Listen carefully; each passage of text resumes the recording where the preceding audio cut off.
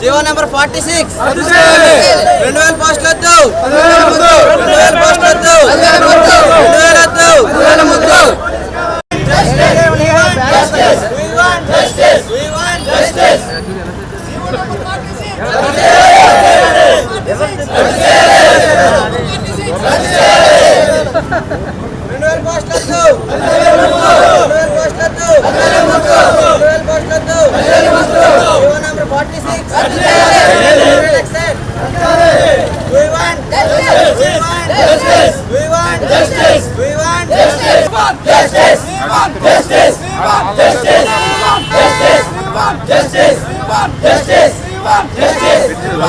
AP రాష్ట్రంలో కూటమి ప్రభుత్వం ఏర్పడిన తర్వాత ప్రభుత్వ ఉద్యోగాలు భర్తీ చేయడంలో తీవ్ర నిర్లక్ష్యం వహిస్తుందని చెప్పి విజయనగరంలో నిరుద్యోగ సంఘాలందరూ కూడా ఆందోళన చేపడుతున్నటువంటి పరిస్థితి మనకు కనిపిస్తుంది. ఈరోజు కోట జంక్షన్ వద్ద నిరుద్యోగులు పెద్ద ఎత్తున ఆందోళన చేపట్టి ఏదైతే పోలీసు ఉద్యోగాలు ఉన్నాయో 20,000 ఖాళీలకు గాను 2,000 పోస్టులకు మాత్రమే నోటిఫికేషన్ ఇవ్వడాన్ని వీళ్ళంతా కూడా తప్పుపట్టి నినాదాలు చేశారు. అసలు చెప్పండి సార్, ఏం జరుగుతోంది ఈ రోజున రాష్ట్రంలో ప్రభుత్వం ఇచ్చినటువంటి నోటిఫికేషన్ అంతా, వాస్తవానికి ఉన్న ఖాళీలు ఏంటి, మీ డిమాండ్ ఏంటి? స్వయాన హోంమంత్రి గారే అసెంబ్లీలో ప్రకటించారండి.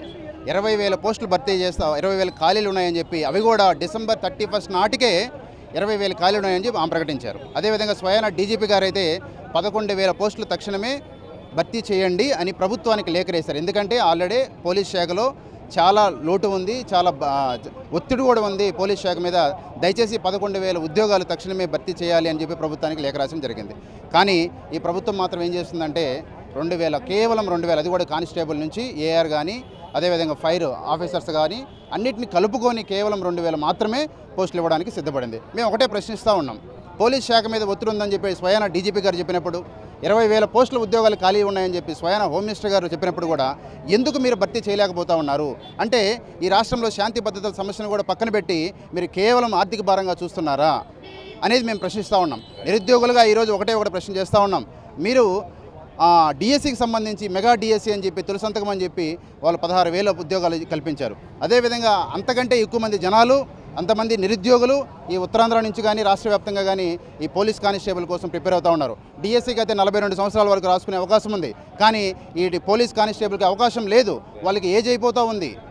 వాళ్ళు ఒక్కొక్క సంవత్సరంలో దగ్గర 70,000 మంది ఎలిమినేట్ అయిపోతూ ఉన్నారు. వాళ్ళందరికీ అదే మేము రిక్వెస్ట్ చేస్తూ ఉన్నాం, మీరు పోలీస్ కానిస్టేబుల్ తక్షణమే మెగా డిఎస్సి పేరుతో మెగా పోలీస్ కానిస్టేబుల్ నోటిఫికేషన్ 10,000తో జారీ చేయాల్సిందే. లేని పక్షంలో రాష్ట్ర వ్యాప్తంగా కూడా నిరుద్యోగ జేఏసీ అనేది ఒక కార్యాచరణ ప్రకారం ముందుకెళ్తుందని చెప్పి కూడా మేము ప్రభుత్వానికి తెలియజేస్తూ ఉన్నాం. చెప్పండి, అసలు ఈ సెలక్షన్స్ కోసం అని చెప్పి మీరు ఎన్ని రోజుల నుంచి వెయిట్ చేస్తున్నారు? ఇప్పుడు మీకు ఏజ్ బార్ అనేటువంటిది ఎలా వస్తుంది? ఇది డిలే అవుతున్న కొద్దీ మీకు ఎట్లాంటి నష్టం వస్తుంది సార్? నోటిఫికేషన్కి 4 years గ్యాప్ వస్తుంది సార్. దానివల్ల ఏమవుతుందంటే మాకు తీవ్ర అన్యాయం జరుగుతుంది సార్. ఇంటికడే మాకు చూపించలేకపోతున్నాం సార్. వాళ్ళు మీకు గొప్ప ఉద్యోగాలు వస్తాయని వాళ్ళు అంటారు సార్. ఇక్కడ చూస్తే నోటిఫికేషన్లో ఖాళీలు ఉండవు సార్. హోంమంత్రి గారు అసెంబ్లీ సమస్యలు 19,000 ఖాళీ ఉన్నాయని చెప్పారు సార్. చెప్పి అలా డీజీపీని ఆఫీసులు వచ్చి 11,000 ఖాళీలు ఉన్నాయని చెప్పి కూడా ఆల్రెడీ యూనిట్ పేపర్ కూడా వేశారు సార్. 11,000 ఖాళీలు ఉన్నాయి, వెంటనే భర్తీ చేస్తాను సార్. అక్కడ అయిన తర్వాత మరి ఆ మాట ఏమైపోయిందో అర్థం కావట్లేదు సార్.